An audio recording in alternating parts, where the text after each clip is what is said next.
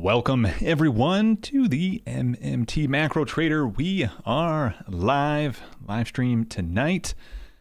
As I wait just a second for people to join, I'll go ahead and say hi, welcome you all. If you are new here, make sure you get subscribed and turn that notification bell on as well. If you do end up finding this video, actually, if you are here right now and you're live, make sure you hit that thumbs up button. And then if you watch this down the line and you did find this video helpful, make sure you give that thumbs up button a smash, as they used to say back in the day. Anyway, we're live. Tonight we're going to talk inflation.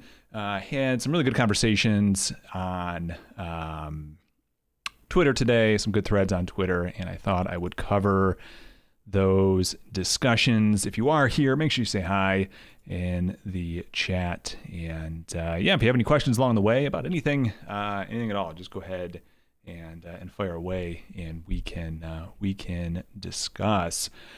I think where I actually want to start is with what the market's doing today. So let me switch to that screen real quick. Let's see, we'll go here and pull up my S&P chart. And we've had one hell of a run from the low, now a little, more than a week and a half ago, or about a week and a half ago now. Thursday after the FOMC, we dropped to 3,500. It was actually effectively what I anticipated, and I think I called that out almost exactly in the last live stream I had, is to check out for that big opportunity for the bulls here. So far, they've taken full advantage of it. But I will say we are approaching, or really today approached, as we were approaching 3,900, a key resistance, and it is going to be that 3,900 that the market's going to need to get over to really confirm a full shift from really what we've seen for the entirety of this year into a new, more bullish style regime. Two main models I use, both the directional model and the volatility model, still have not switched to kind of a buy or bullish signal, each respectively, in part because especially what I call my vol shift model needs to see a clear break above 3,900 to go ahead and get that. We haven't seen that yet, but I did want to point out, or at least start with, the fact we've seen one heck of a rally, and to this point, pretty much expected, but that 3,900 level is going to be key, and I can kind of explain why in the data itself. Let me bring up my data dashboard here. We're taking a look at the net gamma at each strike level for the S&P 500 across the entire chain. And as you can see, we have a massive build, positive gamma at 3,900 and a massive negative build at 3,600. Price is right in between, right above 3,800. We are effectively on the GEX flip.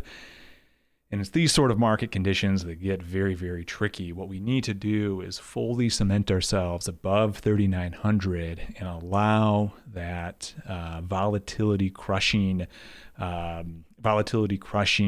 mean reversion enforcing sort of hedging activity that happens from the dealers and the market makers to kick in, and we need that to come into place to wash out any sort of risk of what is still a very large basis of put contracts that are open below the price. And the risk here is when the dealers are hedging those puts underneath the price, and we don't know that every dollar of the net build of gamma underneath the current price is, in fact, a put that was bought by a speculator, and then the dealer on the other side, of course, selling that put. We don't know that for sure, but enough of it likely is. And as price moves lower, the dealer, the market maker, is forced to sell shares as price goes lower. So that's why we're in a very precarious spot as we're close to that GEX flip. As price pushes lower, we're going to see more shares of the S&P get sold by hedgers, by dealers, as we effectively reject this current level, and that could start once again the selling cycle. So we're far from clear. 3,900 is definitely the hurdle. I mean, we are right on the edge, and we've made it to the edge quite a few times. I mean, we've made it 2 or 3 times to kind of the edge of shaking kind of the negative gamma rut that we've been in for the majority of the year, unable to make it. As you'll see in some of the data tonight, actually, I mean, there's both kind of possibilities for this market, and there's still quite a few strong headwinds for this market. it's going to have to face going forward. So that's the spot right now. I mean, so far everything's kind of playing out as good as it can for the bulls. Everything makes sense at this juncture. We're just going to be at a spot where effectively can the structural flows, primarily the fiscal flows, kick in, or is the degradation that we've seen in bank flows going to continue to hold things back? And that's kind of my short take, at least, on where we are at with the current situation in the equity space. But tonight's main topic is going to be on inflation and the discussions and the Twitter threads that popped up today, and particularly kind of the Warren Mosler MMT thesis on inflation. I've hit this many times before. It's probably worth talking about again and addressing again. What I can do real quick is pull up one of the threads that came up to kind of set the stage. The first thread by Andy Constant, and does anyone have a good MMT theory suggesting it's just higher Fed funds are inflationary? I gave my 2 cents. There was also another thread by Steve Roth that that Warren Mosler popped into as well and kind of gave his piece. So we're going to go over some of these thoughts, some of these ideas, and just kind of lay out the case and try and wrap our heads around, I think, what is probably the most, the most realistic theory framework for understanding inflation, and then trying to understand, kind of what's been causing the inflation. So that's what's on for tonight. Again, real quick, if you are new here, hit subscribe, hit the notification bell, and then also if you are watching live, make sure you hit that thumbs up button. Much appreciated. The algorithm will appreciate it. And then if you are in chat, say hi. And if you have any questions, make sure you let me know. Let's talk inflation. Let's kind of use the Twitter threads themselves as a bit of a jumping off part here. And effectively the question is, it's pretty well known at this point, at least, MMT, the theory is the rate increases that the Fed is instituting right now through their policy is going to likely support the current inflationary trend that we have been on.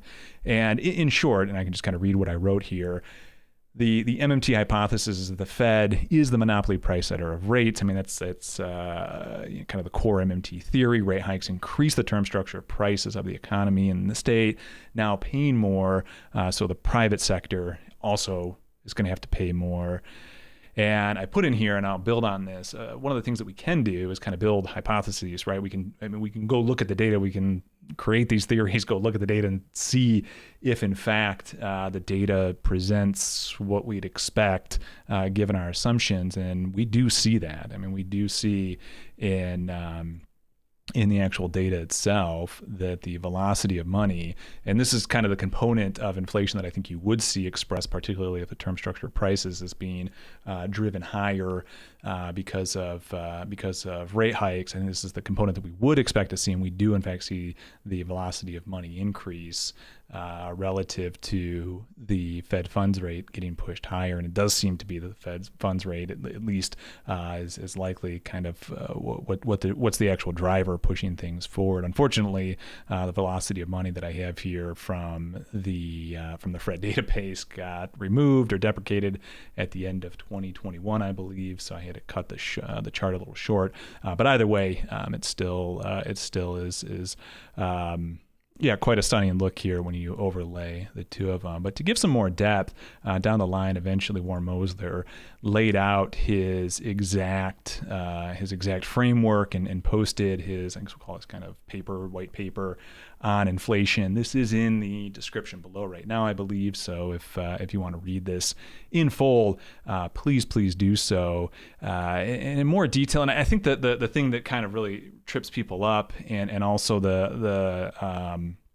what got brought up in the discussion with Steve Roth as well, is this idea of the interest payments adding to the net private sector savings and what impact that would have on inflation as a whole.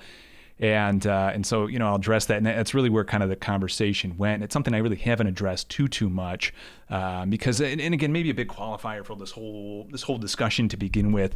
I'm really focused on understanding MMT because from the perspective of a trader and investor, right? Obviously, I have my the things I wish for policy wise, but primarily, what I'm doing here, at least on YouTube, and where I want to spend the most of my energy is to understand and take what MMT, the foundation, which I think is the right representation of what economic reality actually is in the U.S. and globally, and apply that to understand how markets actually operate. And so there are some things that I don't spend a ton of time on in terms of research, but what I need to do is glean, okay, what are the theoretical implications, not only for policy, but given those kind of policy levers that then get installed based on these MMT assumptions, what can we then determine market-wise is a possible outcome? So that is really where I'm going to spend my time and my energy. So some of these things I just kind of set on the shelf and say, okay, down the line in terms of policy, I can try and think things through, maybe deeper down the line. But again, my heart in this is really from that of an investor, of a trader, of a market watcher, trying to understand what the implications might be on the market. So bear that in mind is kind of an overall qualifier to some of this discussion. Going back to the white paper that Warren Mosler puts out, I mean, effectively the first few parts of this, he really just establishes the core MMT thesis that the state operates as a public monopoly of the currency. Nothing, I mean, if you've been around MMT, that makes a lot of sense. And it's really when he starts to get into kind of the function of the state actually spending as it pertains to setting the price level, where the inflation discussion really happens. And so I would kind of argue it like this in kind of more layman's terms is effectively when the state spends, one of the outcomes, one of the things that it's doing is to a certain extent, it's setting the price, and it's setting the price denominated in its own currency for what it is that it's purchasing, that it's acquiring for its purposes. And the reason that this matters is because ultimately we pay taxes in that currency, and then the effect of that is we need that currency, and so it is the kind of the base, the price floor for all exchange because of its monopoly situation as the currency, essentially the currency creator. The other thing he points out here too, which is a worthwhile note, is not only can the government itself acquire goods and services directly, but it also has a banking system that Warren Mosler makes the argument for is effectively a government agent, right? Since you need a bank charter to open a bank, you're effectively a regulated bank or a regulated state agent. And so even when the bank or even when the state kind of abdicates its direct authority to create money to the banks, it's still giving it a regulatory framework that allows it to create money only in certain situations. And then even then, now this is my kind of part on this as well, even then the creation of what we'll call bank flows has a completely different dynamic than that of the actual what I'll call fiscal flow when it relates to kind of the market dynamics. But either way, the point is still made, and I still think valid, that he makes, that banks are agents of the state. And then he gets into kind of the meat of it here as it pertains to inflation, in that ultimately when the government decides to set a price, and in this instance, he says hire a soldier, that the price level is therefore defined. Well, let me just, for example, if the state has an open-ended offer to hire soldiers at $50,000 a year, the price level, as thereby defined, will remain constant regardless of how many soldiers are hired. And regardless of the state's total spending, the state has set the value of its numerary exogenously, providing that information of absolute value that the market forces then utilize to allocate by price, which exchange values of other goods and services to determine in the marketplace. Without the state supplied information, however, there would be no expression of relative value in terms of its currency. I have someone saying hi. Nope, I have a bot. We'll delete those later. Let's see. All right. So I mean, effectively, what it's saying is, another way to look at it, if the state were to all of a sudden come in and start to say, I don't know what a gallon of milk goes for. My wife does the grocery shopping, but let's just say the government comes in and is going to start buying every gallon of milk for $10 or whatever it is, right? I mean, they're setting the price floor on that, and since we're all trying to earn money to ultimately save or pay taxes with that money, then effectively we're we're all going for that same dollar. It's setting the price floor. He then points out that should the state decide, for example, to increase the price it pays for a soldier to $55,000 per year, it would be redefining the value of its currency downwards. This is important. This is where the inflation part gets in. It would be redefining the value of its currency downwards and increasing the general price level by 10%. As market forces reflect the increase in the normal course of allocating price by determining relative value. And for as long as the state continues to pay the soldier $55,000, so $5,000 more per year, assuming a constant relative value, the price level will remain unchanged. And for example, the state would have to continually increase the rate of pay 10% annually to support the continuous annual increase of the price level by 10%. So that's kind of it's kind of the crux of how it is the state is establishing certain price levels as the monopoly currency issuer in its kind of sovereign domain where it controls at any given time. So I think it's one piece that is often misunderstood and just often kind of glanced over when you start thinking about money as it relates to price setting.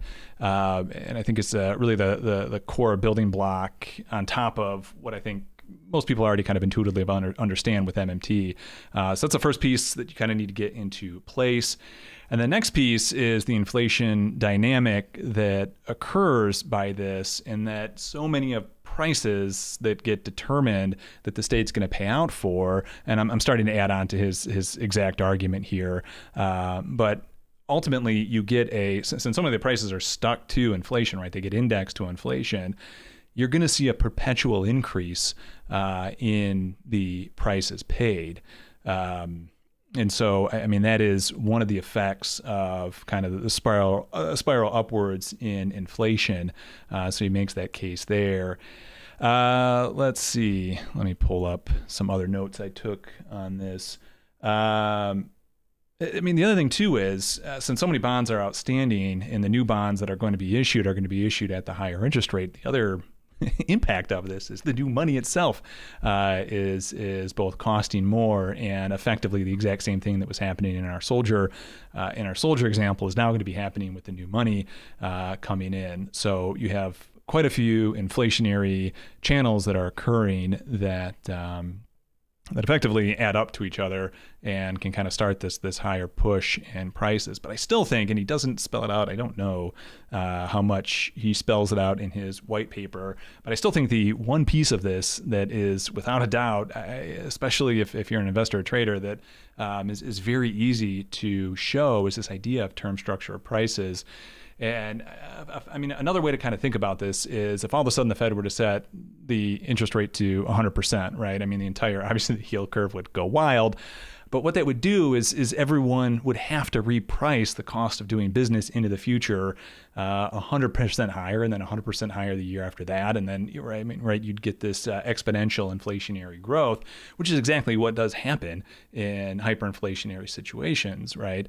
You get a collapse in the ability for the government to repay its debt because it gives up that sovereign control. It allows the market to take that over. It pegs its currency to something, and then you do get kind of an inflationary runaway. And a way to demonstrate this that I think is quite intuitive to traders is to go ahead and pull up the front contract divided by the back contract or second month contract of a hard commodity like gold, and show that when you're in a rate hiking cycle like we were in from 2016 through 2019 or essentially post-COVID till where we're at today, you can see the ratio of the second month contract by the first month contract also curve higher. And it's not because, and obviously gold's not going up in price. It's not necessarily that gold is going up in price, but it's that on something like gold that doesn't have a ton of supply issues and storage is relatively stable, on commodities like this, you'll see this term structure follow rates higher. And this happens in effectively any commodity, like gold, and to a certain extent in every commodity, the future cost of it is being priced into that term structure prices, and that's what Warren Mosler talks about when he's talking about that term structure prices. This video right here that I just pulled up is in the description below as well. He spells out that in more detail, well worth watching, but that is really kind of the crux of the argument, and that is why ultimately, I mean, putting all these pieces together, as an MMTer, it makes sense that inflation is going to kind of push higher, or at least continue to be supported with higher interest rates. So I spelled this out in a Twitter thread, probably a little more succinct in the Twitter thread than I did here, but either way, spelled it out.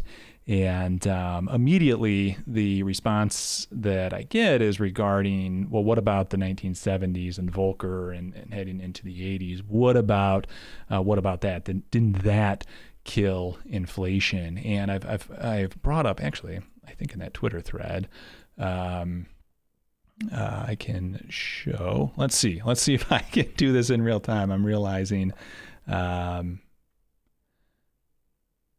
I should have had this slightly better prepared.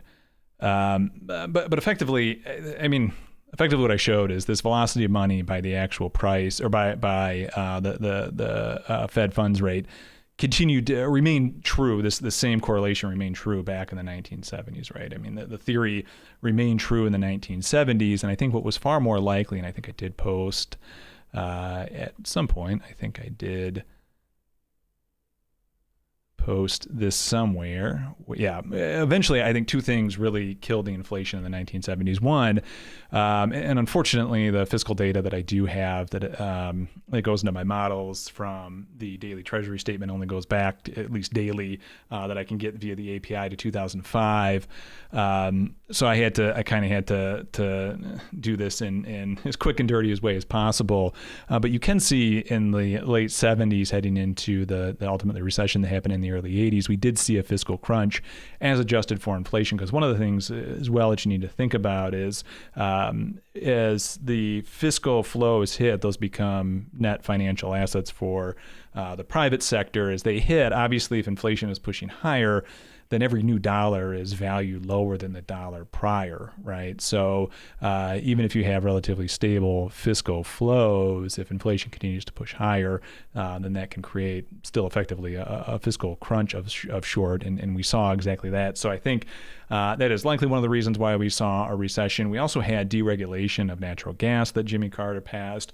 We also started to see at this point some deregulation, just overall in energy, that I think is a likely component to the disinflationary pressures that we saw that ultimately brought down inflation. What I don't see, and here's kind of my counter argument to all of kind of the opposite side of the inflation coin, is I don't see any data that shows that the higher interest rates actually led the decrease in inflation. It's the other, I mean, the data shows it the other way around. And if it were to be true, then my immediate question would be, it seems like the inverse of it certainly isn't true, right? Because we have seen for the better part up until the financial crisis post-COVID, up until then, we've seen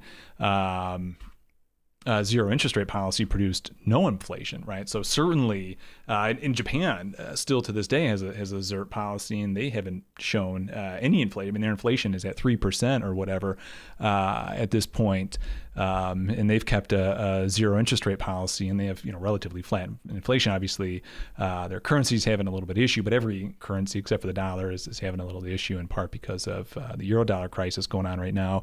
But beside the point.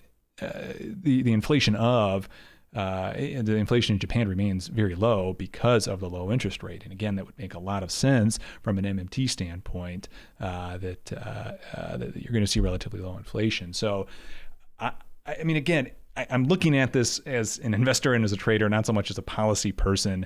And my thought here is the only conclusion that I can come to, based on the models that continue to predict what reality actually turns out to be, is that the higher interest rates are going to support inflation. Now, the neoclassical argument is going to be, well, eventually it'll stifle the business cycle.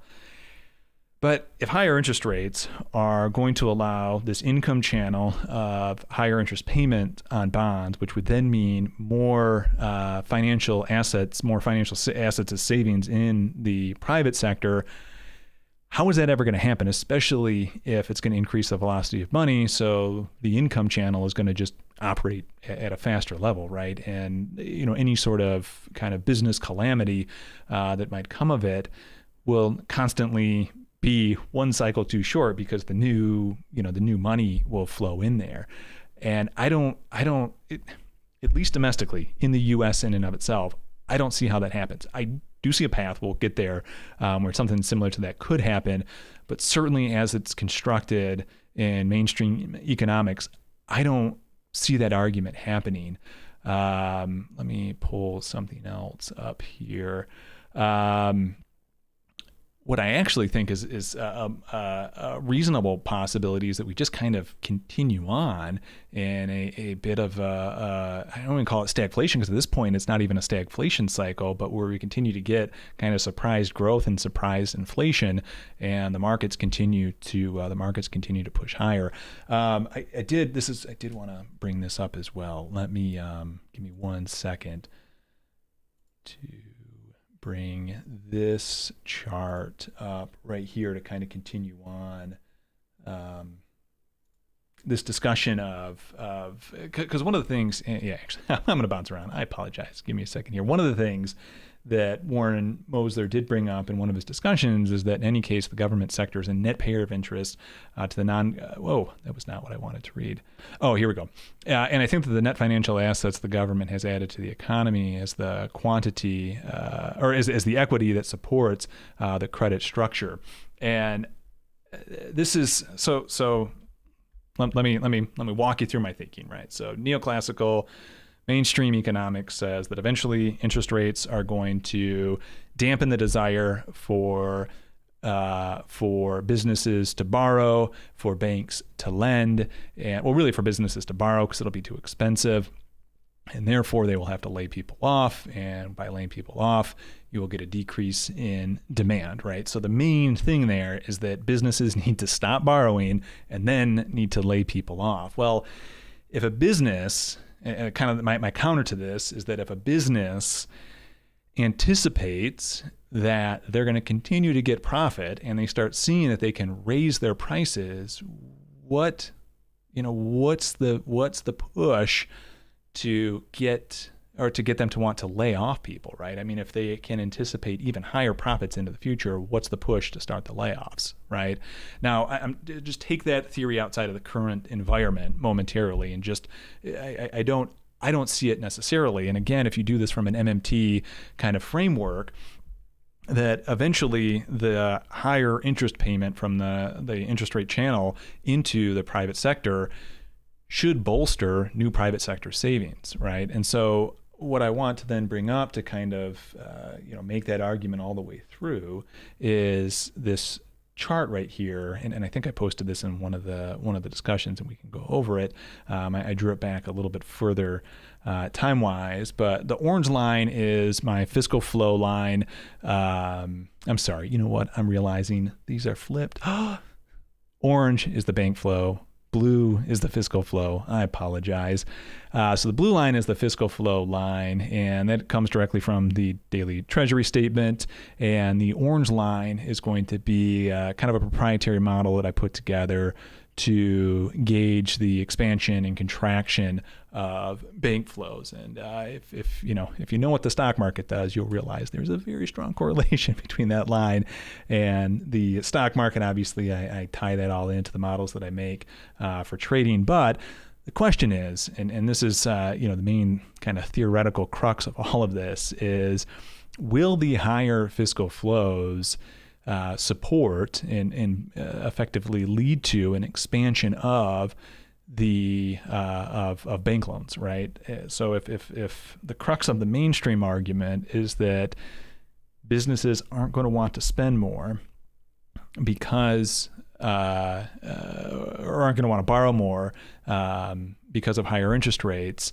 therefore decreasing the bank flow expansion or contraction rate, and therefore leading to layoffs. Well, if that's the case, then is there any reason to believe that is correlated to rates, or does it correlate to something else? And my argument is the expansion and contraction, as more Mosler states, of the banking sector is more likely tied to kind of the equity structure, really the essentially it's the capitalization of the banking system are these fiscal flows, right? So when the government spends, that becomes a private sector savings. That private sector savings is effectively the capital structure of the banking system, right? I mean, that is what it's going to use as its equity to expand. And you can see that when we contracted at the end, started to contract at the end of 2020, as the fiscal flows really fell off, and then subsequently as tax season hit 2021, we took the second dive.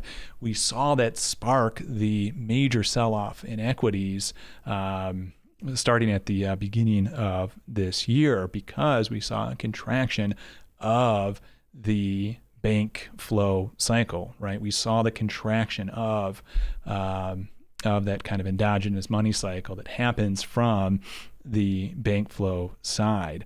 And my thought here is, based on the way this all overlays, right? I mean, you see the big run up in 2000, heading to the great financial crisis, where we saw very stagnant fiscal flows. So back in 2003, 2004, there's a relatively strong fiscal response that gave a little bit of space for the private sector to expand in terms of debt. We saw that lead up into really the massive expanse as we really kind of baselined out in fiscal flows. That obviously led to the great financial crisis. Basic MMT 101. We saw bank flows really take a while to start picking back up. We finally saw the liftoff happen in 2010 after we saw the big influx of fiscal flows following the great financial crisis. Fiscal flows remain relatively dormant. We really start to taper off 2015, 2016, get as close as we've been to a recession in quite some time at that juncture. And then finally, when Trump came into office, we started to see fiscal flows take off in 2016, 2017, 2018. That led to a change in the overall kind of the trend of the bank flows. Bank flows really started to take off as we headed into 2020, and then only hyper accelerated, if you will, because of the massive influx of we'll call kind of new equity into the bank sector, and then ultimately collapsed as the fiscal flows fell off earlier this year, crunching the cycle that occurs on the bank side of things. So that's kind of how I'm reading it. That's the progression, at least that I've seen over time, and I think the correlation makes sense here and can really be understood from the kind of the MMT understanding here. So that being said, we've been seeing relatively strong fiscal flows since we bottomed out in the middle of the summer. September came in very strong. I mean, August came in strong. September came in strong. October is likely going to come in strong. We're probably going to see some strong flows. We're going to see this average kind of continue to trend much above what we saw for the majority of the 2010s. Certainly, we'll never get back to where we were post-COVID, but we should see those fiscal flows push more, what turns out to be savings, into the private sector, and kind of re-spark the bank flow cycle. Now, how could this? I'm gonna give two scenarios here that obviously kind of go against each other, but both seem plausible. The one curveball in all of this, and no one points this out, but if you're on the neoclassical side of things, the one place where this dynamic changes entirely is in the shadow banking system. Well, I shouldn't say entirely, but it is, in my mind at least, a different situation, is in the shadow banking system, the Eurodollar system. That system operates slightly differently because, well, it's still reliant on these fiscal flows to eventually find their way in there. One, they're only going to find their way in there if the rest of the world, exports to the U.S. and then imports those financial assets. So that needs to happen. Love when my favorite. What's up, Ryan? Yeah. I'll do some. I would tap the fingers or whatever. Open my water bottle slowly for the ASMR. Where was I? The ASMR joke threw me off here. Good joke.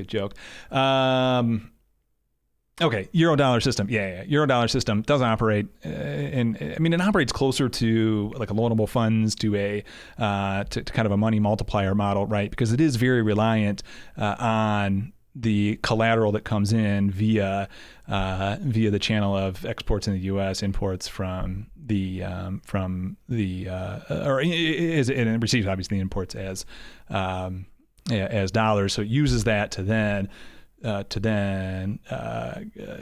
structure and is effectively the equity of the of that banking system, the shadow banking system. But what it doesn't have going for it is the U.S. Like we're going back with the Warren Mosler discussion of all the things that he listed off in terms of the monopoly price setter. Well, the rest of the world isn't doing it that way. They have their own states with their own currencies that are doing their own thing, setting prices. And so there is a disconnect there in terms of the U.S. model versus kind of the U.S. domestic model versus the rest of the world model. I would say the other difference too is, although certainly there's going to be that income channel from the bonds. Another thing that it doesn't have any of the regulatory oversight, and it's certainly the shadow banking system is not an extension of in any way the U.S. government as a state. So that's completely different. It's unregulated. Well, it's not unregulated, but it's not regulated directly via the Fed. So you do have that as a difference, and certainly the dynamic at play in terms of what is actually setting the interest rate price is completely different. In the Eurodollar system, it's the SOFR or LIBOR that's setting the price of interest for new loans. In the U.S., it's a function of the Fed as monopoly price setter of interest rates. So these are two completely different systems in kind of the core pricing function of money itself. And I've heard Jeffrey Snyder talk about this, to him it was, I think he has his theory on why this happened, but I think MMT explains it perfectly. In 2008, interest rates in the U.S. were pushed to zero effectively. They're during the height of the crisis, you saw rates drop in the U.S. because the Federal Reserve is the monopoly price setter of interest rates. I think that's we're going to play a drinking game for how many times I can say that the Fed is the monopoly price setter of something. If you play that drinking game, you will be shit-faced by the end of the night.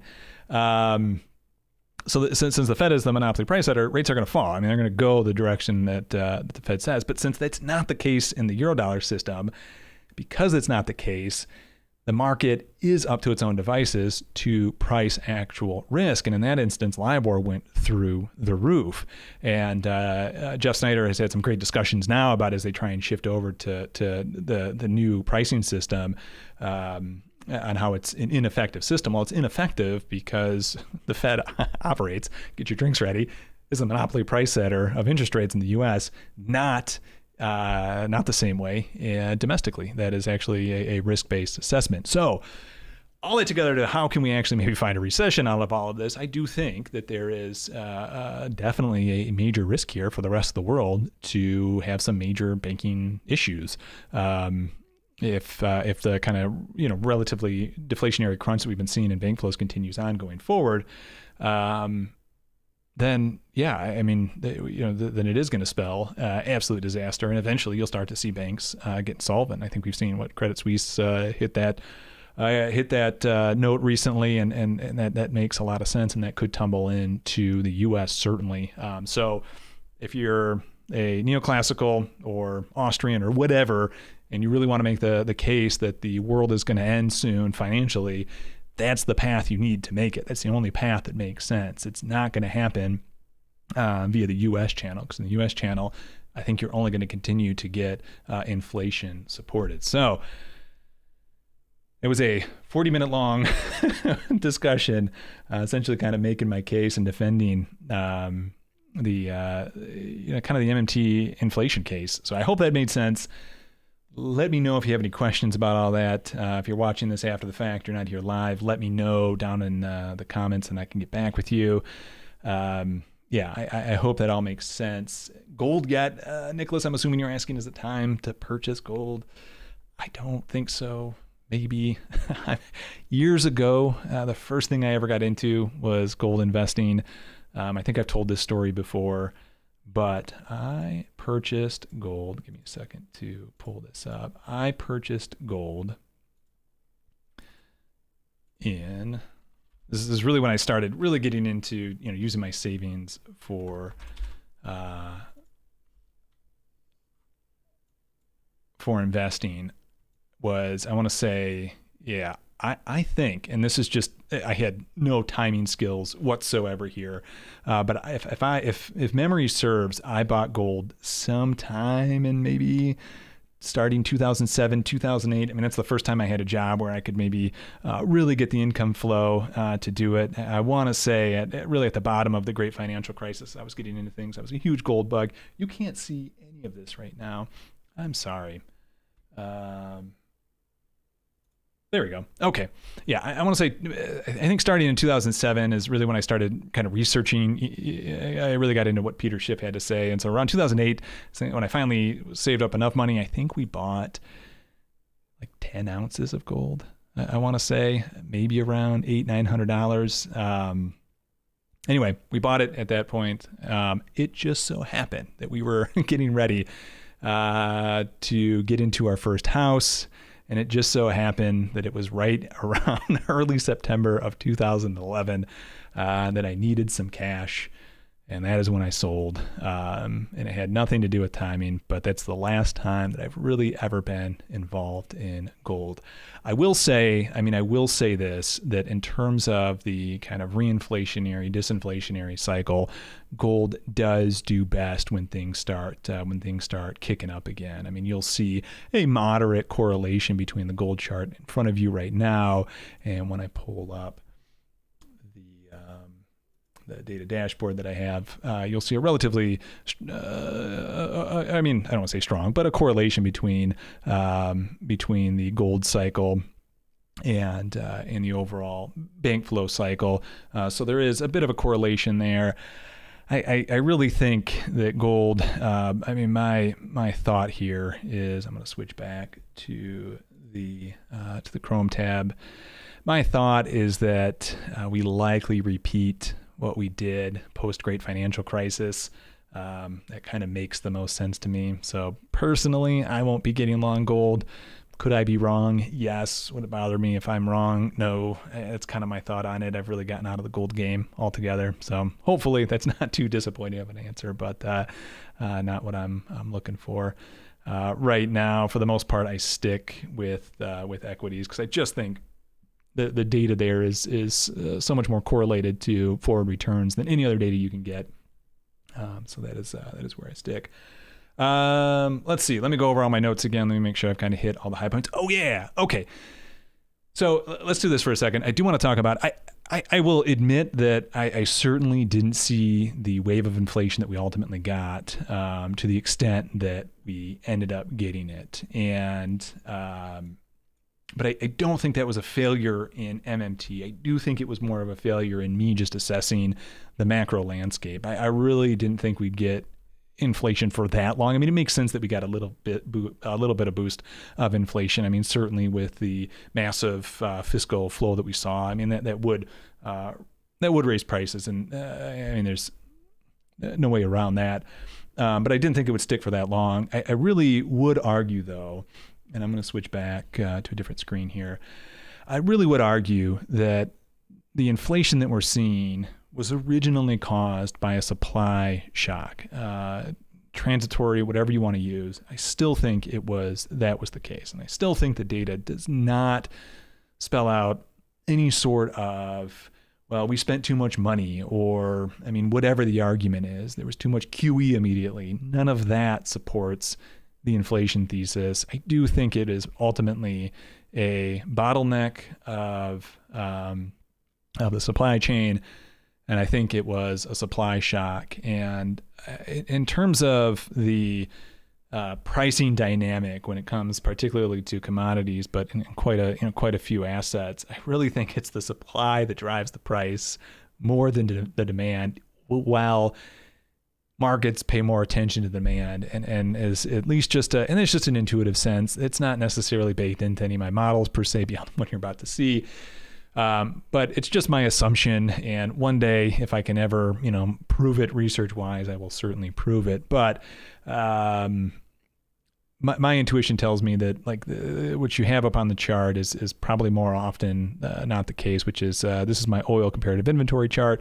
Stole this from Art Berman. He made this pretty popular years ago. And effectively, it's just showing the relative supply that is available with oil against the price. You can see the strong negative correlation between the two. Supply drops, price goes higher. It's the supply that's pushing the price of oil. Oil, of course, is kind of a main component of energy in the inflation channel from energy. So, I mean, I think a lot of this comes from a lot of the inflation we're seeing is tied to the drop in supply of oil, of energy, finding its way into the overall price market. And in theory, we should be seeing an ending to this, right? I mean, this is kind of my point. Okay, yeah. Give me another second. I'm thinking of another thought here. Hold on, I'm pulling up the wrong screen here.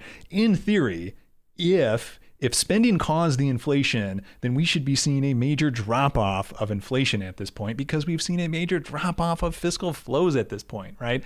We've seen bank contraction. We've seen fiscal contraction over the last year.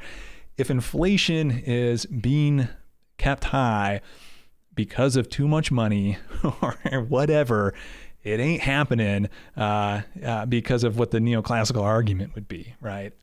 Which is why I think the only thing left that can be actually causing the inflation is, or at least perpetuating the inflation, is the MMT argument. Nothing else. Here's the thing. I could be convinced by another argument. In one sense, I don't care necessarily what the policy decision ends up being. I mean, I want what's best for my country, what's best for the people of my country, what's best for the world, policy-wise. I will obviously advocate for good policy over bad policy any day of the week.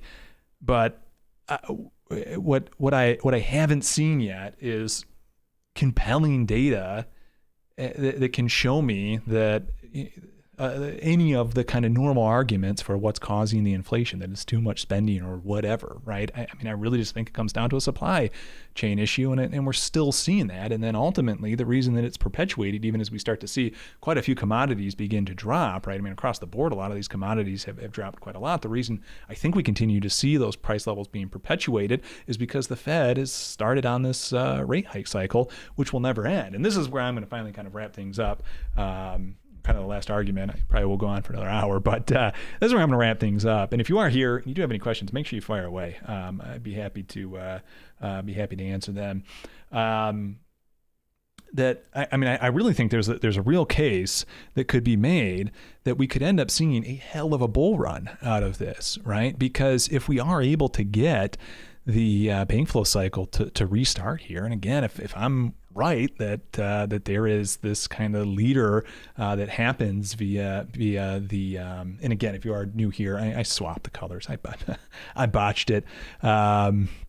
on accident. If there is a way to really, reset the cycle, and if the fiscal flows are going to precede the bank flow cycle, then we could see the bank flow cycle start up again. And if that's the case, we have interest rates already pushing higher. We're going to start to see the impact of the fiscal flows that are going to be added because of the interest payment on the new bonds heading out.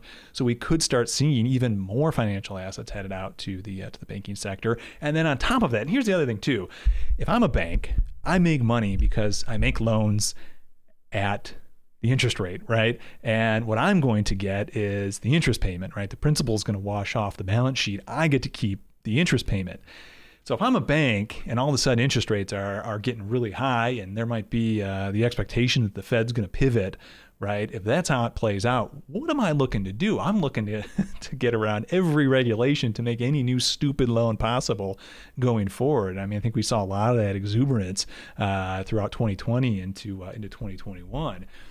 So I don't see any reason for the banks to start being like, oh, well, we're really going to stop making loans. No, I mean, interest rates are as high as they've been in a very, very long time. Banks are going to want to look for every opportunity to make loans, and that's part of the Minsky side. I mean, that's part of the Minsky hypothesis, is that eventually you get into kind of a Ponzi style lending cycle, and that to me makes more sense right now than anything else. So I really think you could end up seeing at the end of this a strong bull run to finish things off, as opposed to a complete collapse. Now again, this is why it's very difficult. This is why at the end of the day my trading strategy is data driven. I dump all these elements into a Bayesian framework, and I say, kind of math, figure it out.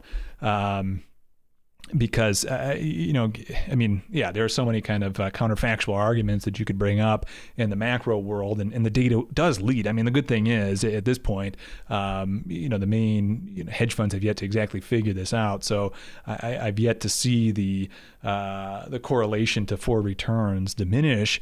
So the data will tell the story, but you have on the one hand the contraction, the contraction of the bank flow cycle, especially in the Eurodollar market, really weighing things down. But on the other hand, you still have this what seems to be potential kind of growth engine getting ready to start via the fiscal channel in the U.S. Which one wins out? And I could easily make the case that the fiscal flows win out here, and if we get a new cycle in bank flow acceleration, we could see this could be, we could be in the 2000 to the 2008, correlation here. We get a year of things running hot. So I don't think that that's off the, it's off the table yet. Am I placing my bets now? No. Again, I'll wait for the data to confirm such an idea, but I don't think it's out of question at this point. Check my notes one more time. Let me see if I hit all the points that I wanted to at this time. Yeah, I think I did. So real quick before I do finish things up here, I want to show one more thing, and that is I'll probably get asked two questions more than anything else that are even market related or not, and that is, Douglas, do you ever put any promotional pricing? Can I get a reduced price of your Patreon feed? And then also, what is it that you're working with behind in that kind of magic, in the magic system that you've built? And I've never offered a promo price before, but I really have a desire to really start to expand the scope of what I'm offering here, especially for traders, investors, and really want to, push the MMT thesis. It's been taking a big hit as of late, been blamed for everything we're seeing, even though my understanding, there's not an MMT policymaker that's made a decision in quite some time, ever actually. And so, I really want to expand the scope of what I'm doing here. So I'm offering for the month of November, it's open right now, but for the month of November, $25. It's normally $69, $25 for my top tier. What's going to happen is, I also get asked quite often, is there a cheaper tier that you can get in, or like a once a week tier? So this is it. I'm going to offer, which will be the top tier going forward, $25 promo price for the month throughout the end of November. And if you lock that in, it's yours forever. I won't ever raise the price. If you lock in that price, it's yours. And then going forward, starting in December, I'm going to swap to 2 tiers. One where you get kind of a daily update and access to everything, including a daily update, and then one for more of a kind of a market watcher type, where there's only going to be a weekend overview of sorts. So if you want in before the price goes back up, now would be the time. This is the cheapest I've ever offered anything. So yeah, fire away and join up. And if you have any questions, drop me a line. Drop me a DM on Twitter, in the link below, or just drop me a message here on YouTube, and we can connect. But this is the only time I'll probably ever offer a promo. I mean, I really think what I offer has a ton of value to it. So if you are active trader, active investor, make sure you check that out. Link in the description below as well for my Patreon page, which is just patreon.com/MMT macro trader.